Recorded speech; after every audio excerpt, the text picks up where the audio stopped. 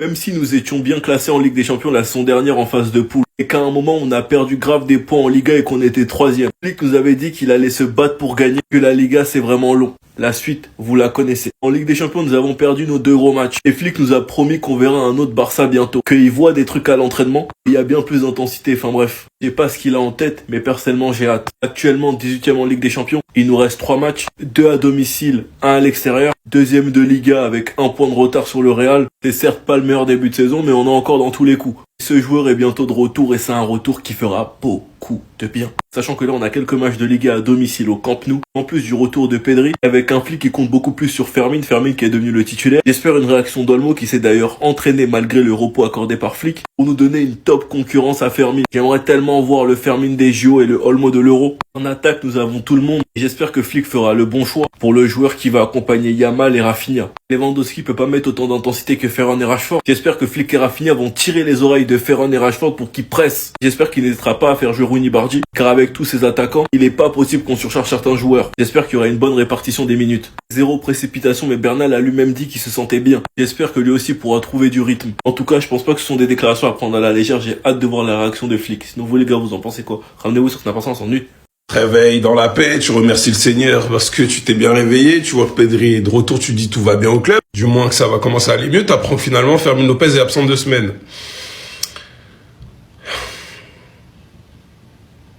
On peut pas annuler cette saison en vrai. Fermin Lopez souffre d'une blessure légère du muscle solaire de la jambe droite et la durée de son absence est estimée à 2 semaines. Estimée. Donc Olmo, si tu veux avoir une chance d'essayer de récupérer ton poste, je dis bien essayer, c'est maintenant ou jamais. En fait, vous alternez les postes. Là, vous alternez blessure, bon match, mauvais match. Bon, après, Fermin est quand même régulier en ce moment, c'est dommage. Après, je crois en cette équipe. On verra bien ce qui se passe en deuxième partie de saison. Est-ce que finalement, il y aura des recrues en hiver, vu qu'ils aiment bien mentir. Tu parles du principe que comme ils disent l'inverse, ben l'inverse va se produire peut-être. En tout cas, j'espère du changement.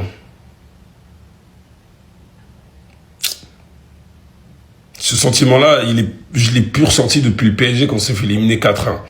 Les 3 points sont obligatoires ce week-end, surtout qu'on va enchaîner avec le Betis et l'Atlético Madrid. Donc faites même pas les cons.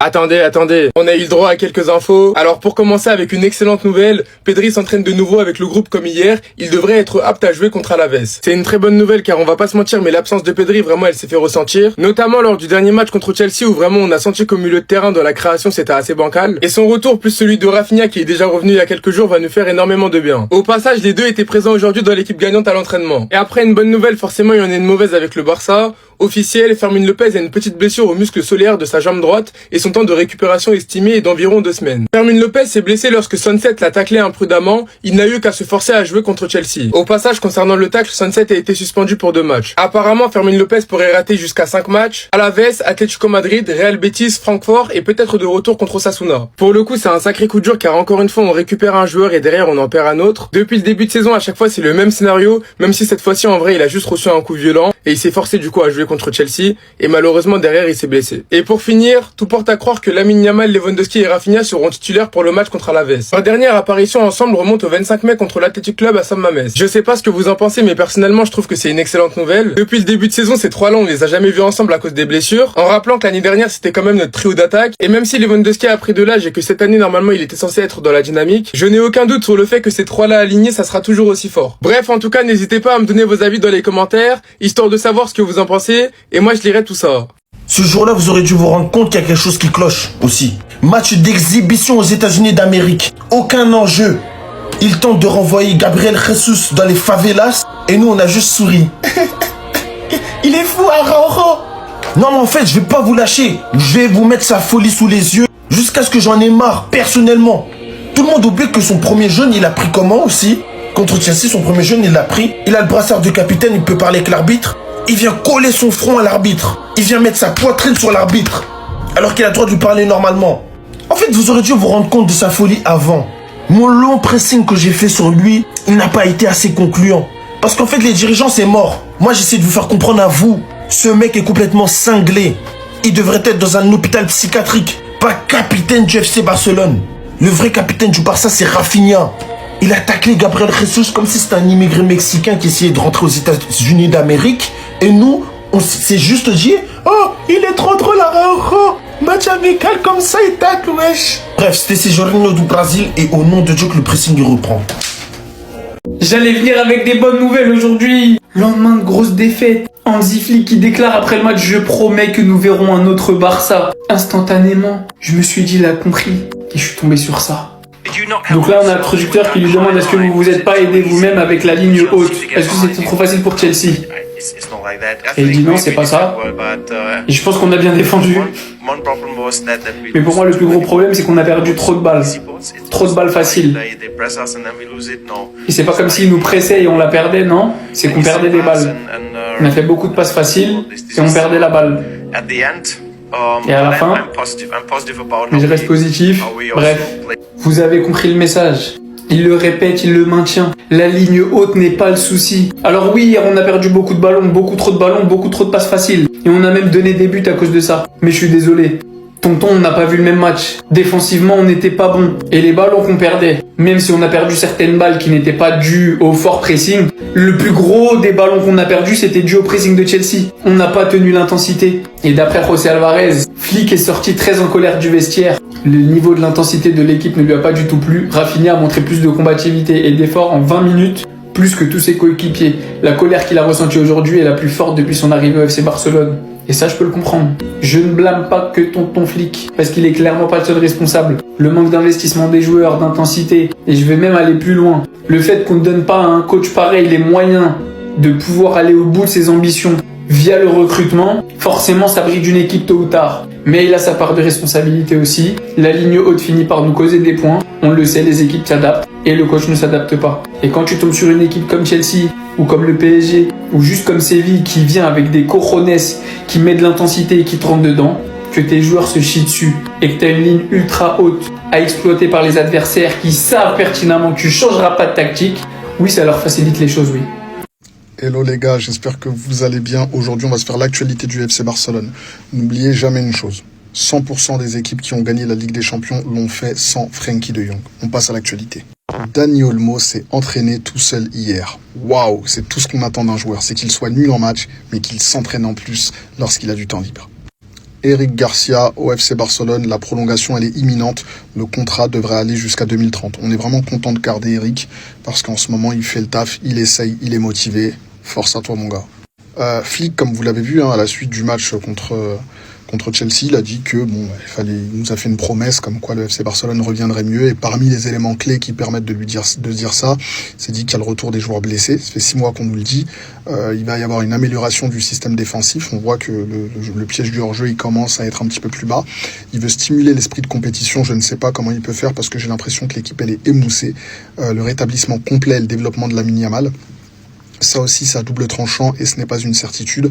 Enfin, que l'équipe puisse retrouver sa forme en janvier, comme la saison dernière, et le retour au Nou Camp qui deviendrait crucial. Sauf que si tu fais les barrages, n'oublions pas, tous tes matchs, tu les joueras d'abord au Camp Nou, et tu iras te déplacer au retour. Ensuite, par rapport au match face à Chelsea, Hansi Flick, il n'a pas du tout aimé que les joueurs semblent abandonnés après le deuxième but de Chelsea. Je vous ai montré des vidéos hier, je ne vais pas vous remontrer les vidéos pour vous montrer à quel point Frenkie de Jong, pendant tout le match, il ne fait que trottiner. Concernant les rumeurs sur Julián Alvarez, ça fait plusieurs semaines, voire même plusieurs mois que je vous dis d'arrêter de rêver. Et chaque jour, on revoit des rumeurs parce qu'on sait que ça fait fendre du papier en Espagne. On a Cerezo de l'Atlético qui nous a dit de manière très simple. Nous ne sommes pas ouverts à négocier pour un joueur, mais s'ils viennent et que le joueur veut partir, le problème est qu'il n'y a pas de joueur qui veut partir, tout simplement. Et enfin, Flick, il en veut à la direction, bien évidemment à Laporta et à Deco qui sont deux énormes incompétents parce que ils se sont séparés d'Inigo Martinez sans avoir pu le remplacer. Du coup, Flick, il insiste sur le fait que pour le style de jeu qu'il souhaite mettre en place, sans avoir de défenseur, ce n'est pas possible à mettre en place et à obtenir la réussite. On a le retour de Pedri, ça c'est une bonne nouvelle, mais vous connaissez la théorie au FC Barcelone, c'est une bonne nouvelle ne vient jamais seule. Et du coup, comme Pedri revient, Pedri part. C'est toujours ça, c'est un jeu de chaise musicale. L'infirmerie ne peut jamais être vide au sein du FC Barcelone, donc Pedri ne sera pas là. Néanmoins, Pedri viendra continuer à discuter avec l'infirmière. Enfin, je tenais à vous remontrer ça, parce que malheureusement, vous oubliez souvent sur ce réseau social. Je m'en suis pris à De Jong et je vais continuer à m'en prendre à lui parce que c'est le joueur le plus surcoté de l'équipe. Et vous m'aviez dit, quand j'ai cité les équipes qu'on avait battues l'année dernière, qui étaient des équipes de très faible niveau sans vouloir les offenser, vous m'avez cité le Bayern Munich. Contre le Bayern, il est où, Frenkie de Jong ? Montrez-le-moi. Parce que la meilleure performance qu'on fait l'année dernière, c'est le 4-1 face au Bayern. Et lors de ce match-là, on a Casado et on a Pedri. Donc il est où votre Frenkie? Il n'était pas là. Et encore une fois, comme je veux pas parler, je veux pas que vous puissiez vous mettre dans votre esprit que je suis un anti de Jong, je l'aime pas ou je sais, j'ai aucun problème avec ça. Moi, c'est factuel. Là, on va parler en statistiques. Quand Araujo et De Jong ils sont dans le 11, on a 33% de victoire en Ligue des Champions. Ça veut dire un match sur 3, on le gagne. Donc l'autre, soit on fait un nul, soit on fait une défaite. Quand ces deux zouaves, ils ne sont pas sur le terrain, soit l'un, soit l'autre, la stat est double. Est-ce que vous trouvez ça normal? Faites-vous votre propre avis sur cette statistique. Pour moi, elle est factuelle, elle en dit très long. Elle en dit très long sur le fait que ces deux joueurs-là ne doivent plus prendre le maillot, ne doivent plus jouer au FC Barcelone. Ils doivent dégager, et ce, rapidement. Ciao les gars, passez une excellente journée. Une très mauvaise nouvelle pour le Barça, mais aussi deux bonnes nouvelles. On va voir ça tout de suite. Allez, petite vidéo récap de l'actualité du Barça et on commence directement avec la mauvaise nouvelle. Et c'est tout simplement la blessure de Fermín López. Il va être absent pour 2 semaines et il va notamment manquer ce match de Liga contre l'Atlético de Madrid. Donc au vu de son niveau récent, qui est quand même très bon, c'est quand même une bien mauvaise nouvelle pour Hansi Flick, même si c'est pas une très longue blessure, il va rater des matchs importants. Je vous mets une source, Mundo Deportivo, mais bon, de toute façon, c'est officiel, le Barça a communiqué dessus. Et on passe quand même aux bonnes nouvelles, c'est le retour de Pedri. Il s'est entraîné avec ses coéquipiers aujourd'hui et il sera là pour le match de ce week-end face à Alaves. Je vous mets la source aussi, c'est encore Mundo Deportivo, Pedri est de retour et donc Pedri peut enfin rejouer. Et on va finir avec Estevao, l'homme qui a quand même fait du mal au Barça l'autre jour en Ligue des Champions. Eh bien, on apprend via son agent qu'il apprécie beaucoup le Barça. Visiblement, Estevao est plutôt fan du Barça et son agent a expliqué qu'il verrait bien Estevao et Lamine Yamal jouer ensemble. Alors vous enflammez pas, je suis pas en train de dire qu'Estevao va signer au Barça, on en est très loin, mais on sait jamais à l'avenir. En tout cas, le joueur, il aime beaucoup le Barça. En tout cas, si toi t'es fan du Barça, dis-moi dans les commentaires, est-ce que tu aimerais bien voir Estevao William dans ton club? Oui ou non? Réponds-moi en commentaire. Et si tu veux être au courant de toute l'actu du club catalan, je t'invite à t'abonner. Tout ce qu'il faut savoir côté Barça aujourd'hui, les gars. Fermín López est blessé. Il a une petite blessure au muscle solaire de sa jambe droite et il sera absent 2 semaines. Il s'est blessé lorsque Sansi l'a taclé imprudemment sur cette action et il a été obligé de tenir sa place contre Chelsea malgré la douleur. Il devrait manquer les matchs contre Alaves, Atlético Madrid, Real Betis, Francfort et peut-être de retour contre Osasuna selon Sport. Par contre, Pedri s'entraîne de nouveau avec le groupe comme hier et selon Miguel, il devrait être apte à jouer contre Alaves. Hansi Flick a promis une très grande amélioration pour le Barça cette saison et voici ses clés. Retour des joueurs blessés, amélioration du système défensif, stimuler l'esprit de compétition, le rétablissement complet et le développement de Lamine Yamal. L'équipe retrouve sa forme en janvier comme la saison dernière et le retour au Camp Nou sera crucial. Hansi Flick ne l'a pas dit ouvertement, mais il est mécontent du départ d'Inigo Martinez qui était le leader de la défense. L'équipe concède trop des buts parce que les adversaires connaissent son style et il y a trop d'espace. Il pousse l'équipe à presser plus haut et plus fort et il le répète à chaque entraînement. Et enfin, tout porte à croire que Lamine Yamal, Lewandowski et Rafinha seront titulaires pour le match contre Alaves. Leur dernière apparition ensemble remonte au 25 mai contre l'Athletic Bilbao.